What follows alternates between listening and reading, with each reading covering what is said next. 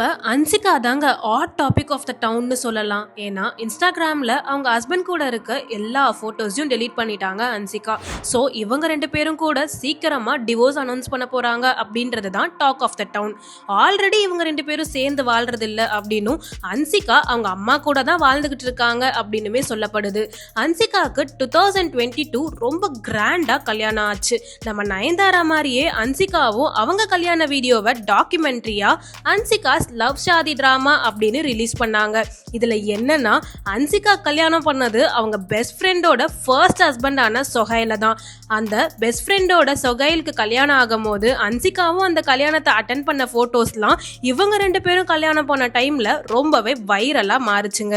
ஏன்னா அன்சிகா அவங்க பெஸ்ட் ஃப்ரெண்டோட எக்ஸ் ஹஸ்பண்ட லவ் பண்ணி தான் கல்யாணம் பண்ணியிருக்காங்க. ஆனா அப்படி கல்யாணம் பண்ணவங்களோட கல்யாண வாழ்க்கை 2-3 வருஷத்துலயே முடிய போகுது அப்படின்னு இப்ப டிவோர்ஸ்ல வந்து நிக்குதுங்க. இந்த ஒரு நியூஸை பார்த்து அன்சிகாவோட ஃபேன்ஸ்லாம் கொஞ்சம் வருத்தத்துல இருந்தாலுமே அன்சிகா திருப்பி நடிக்க வாங்க அப்படின்னு ரெக்வெஸ்ட் பண்ண ஆரம்பிச்சிருக்காங்க.